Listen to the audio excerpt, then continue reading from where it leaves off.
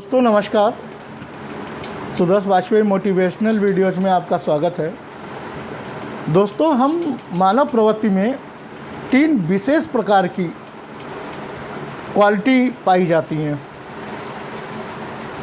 और हमको ये डिसाइड करना होगा कि उन क्वालिटी के किस कैटेगरी में हम आते हैं। अब नंबर 1 है कन्फ्यूज्ड, भ्रमित। नंबर 2 है फ्रस्ट्रेटेड, निराश रहना। और नंबर 3 की जो क्वालिटी है वह है ग्रो, आगे बढ़ते रहना, ग्रो करना। ईमानदारी से एक बार आप देखो कि आप किस कैटेगरी में आते हो। क्या आप कन्फ्यूज्ड वाली कैटेगरी में आते हो? कन्फ्यूज्ड इन द सेंस भ्रमित, हम कुछ भी डिसाइड नहीं कर पा रहे हैं। जिसने जो कहा, जिसने बोला, किसी ने सलाह दी और वो काम करने हम निकल पड़े, और हम वो नहीं करते जो हमारे अंदर की क्षमता होती है। अगर हमारे अंदर जो क्षमता है उसको करें तो कन्फ्यूज का मैटर ही नहीं है। लेकिन हम खुद ही कन्फ्यूज रहते हैं कि हमको करना क्या है एक्चुअल में। आज भी भारत में 10 से 12 साल की उम्र के बच्चों से अगर सर्वे किया जाए, उनसे पूछा जाए कि बेटा क्यों पढ़ रहे हो, तो मैक्सिमम बच्चों को खुद नहीं मालूम होता है। अगर बगल वाले बच्चे ने कहा कि मुझे पायलट बनना है, तो वो भी कह देगा मुझे पायलट बनना है। कोई कहेगा डॉक्टर बनना है, कोई कहेगा पायलट बनना है। या कुछ बच्चे ये भी कह देंगे कि पढ़ रहे हैं, सब पढ़ रहे हैं तो हम भी पढ़ रहे हैं। तो छोटे से कई बार हम भटकाव में रहते हैं और हम कंफ्यूज रहते हैं कि हमारा गोल है क्या, ये हमको पता ही नहीं है। हम जॉब के लिए डिज़र्व करते हैं कि हमारे अंदर बिजनेस की क्वालिटीज़ हैं, ये हम पहचान नहीं पाते हैं। एक्चुअल क्वालिटी जो क्षमता है वो हमारे अंदर ही होती है। लेकिन हर घर में एक चौधरी होता है, डिसाइड वही करता है किसको क्या करना है। और नहीं भी चौधरी होता है तो हमारे कुछ रिश्तेदार, कुछ दोस्त ऐसे मिल जाते हैं जो हमको वो रास्ते बता देते हैं जो रास्ते हमारे लिए अनुकूल नहीं होते हैं। लेकिन फिर भी हम उसको करने निकल पड़ते हैं तो गत्ता वहाँ पर हम असफल हो जाते हैं। तो कन्फ्यूजन बहुत ज़्यादा प्रॉब्लम्स हमारे लिए क्रिएट करता है। पहले तो हमको इस कन्फ्यूजन वाली लाइन को ख़त्म करना पड़ेगा। सेकंड में आते हैं हम फ्रस्ट्रेट रहना, निराश रहना। अब निराशा किस बात की है? हर चीज़ में कोई भी बात अगर आपको बताई जाए, समझाई जाए, उसके लिए पहले से एक नकारात्मक छवि बना के रख लेना। अगर कोई राय देता है तो उसको तुरंत उपहास उड़ा देना, अरे जाओ यार, बहुत देखी है दुनिया हमने, सब पता है हमें, हमको सिखाने चले हो। एक हमने अपने दिमाग में नकारात्मक छवि बिठा ली है और उससे हम उभर ही नहीं पा रहे हैं। बातें तो हम ऐसे करते हैं, सारी दुनिया हमने देखी है, ये करते वो देखी है, लेकिन कुछ नहीं। अगर सब कुछ हमने देखा ही है तो फिर हम आज यहाँ पर खड़े क्यों हैं? क्योंकि नकारात्मक छवि ऐसी, क्योंकि फ्रस्ट्रेटेड हैं हम, निराश हैं, दूसरे की सुननी नहीं, अपनी करनी नहीं, निठल्ले वाले पड़े रहना है। अब तीसरी सोच आ जाती ग्रो। अब ग्रो की क्वालिटी जिस बंदे के अंदर होगी, क्योंकि वो अपनी क्षमताओं को पहचानता है। एक समय आता है एजुकेशन के बाद में, और मैं तो कहता हूँ जब आप ग्रेजुएशन लेवल पे होते हो तभी हमको अपनी क्षमताएं पता चल जाती हैं कि हमारे अंदर क्या क्षमताएं हैं। अगर हम पढ़ सकते हैं तब हम आगे पढ़ेंगे। अगर हमारे अंदर शिक्षा लेने की क्षमता नहीं है, हमको नहीं अच्छा लग रही आगे की पढ़ाई, तो हम अपनी क्षमताओं को पहचानते हैं और उस कार्य को पकड़ते हैं जिसमें मेरा इंटरेस्ट होता है।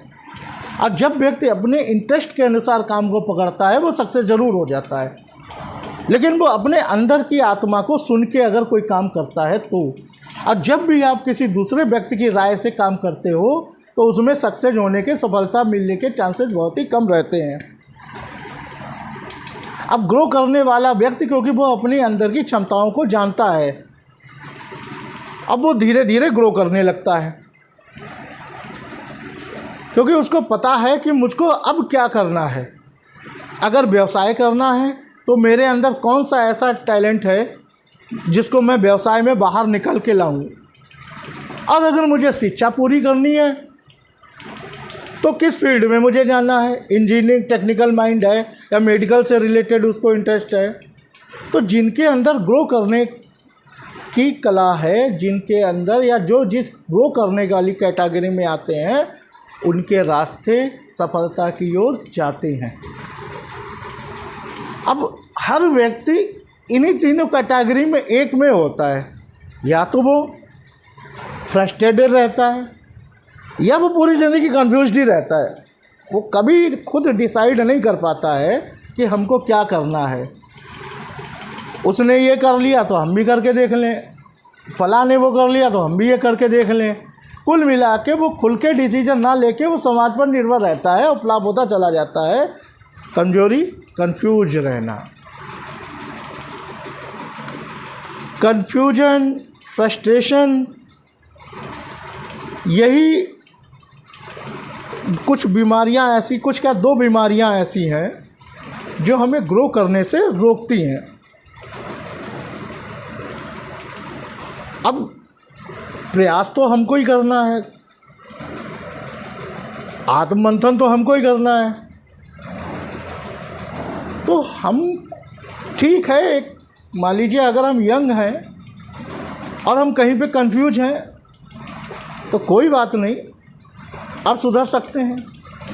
अब अगर हम मिडिल एज में आ गए हैं, अभी तक कंफ्यूज हैं, तो दोस्त कोई रास्ता नहीं है मेरे भाई। अब कंफ्यूजन छोड़ दो, क्योंकि अब नहीं तो कभी नहीं। ज़िंदगी आपके लिए नहीं ठहरने वाली है, ज़िंदगी किसी के लिए नहीं रुकती है।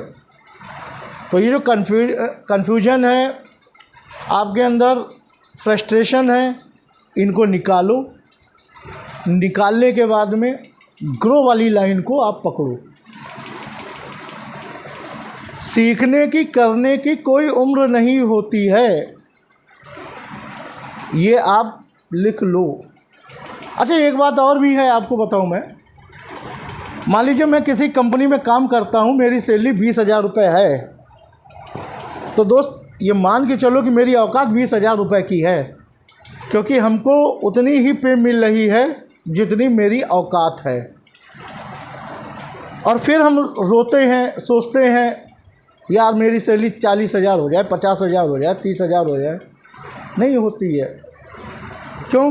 क्योंकि हमारी औकात ही 20,000 रुपये की है। अब 20,000 से अगर 50,000 पर आपको आना है, तो मैंने आपसे पहले बोला ना कि ये कन्फ्यूजन, ये फ्रस्ट्रेशन, ये निकालो और अपनी स्किल को डेवलप की ओर ले जाओ। क्योंकि अगर हमने अपनी स्किल को बड़ा कर लिया तो जो 20 और 50 के बीच का गैप है ये भी कवर हो जाएगा। अब स्किल कोई ऐसा तो है नहीं कि रात में सोएंगे सुबह स्किल पूरी हो जाएगी। स्किल के लिए चाहिए लर्न, क्योंकि जब हम लर्न करेंगे तब स्किल बढ़ेगी। अब जब स्किल बढ़ेगी तो हमारा रोकड़ा भी बढ़ेगा। तो मेरे भाई, आज के जो एक प्रतिस्पर्धा जितनी चल रही है, तो जो हमारे पास सीमित ज्ञान है उसके बूते तो हम जिंदगी की नाव को पार नहीं लगा सकते हैं। ज़िंदगी की नाव को पार लगाने के लिए हमको अपनी स्किल को डेवलप करना पड़ेगा, स्किल को बढ़ाना पड़ेगा। और स्किल के लिए चाहिए लर्न, क्योंकि बिना ज्ञान के कुछ नहीं है। और ज्ञान जब आप बढ़ाओगे अपना, तब स्किल बढ़ेगी। स्किल बढ़ने से जो हमारी थॉट्स हैं, जो हम सोच रहे हैं कि हमारी सैलरी इंक्रीज हो जाए, स्वाभाविक बात है।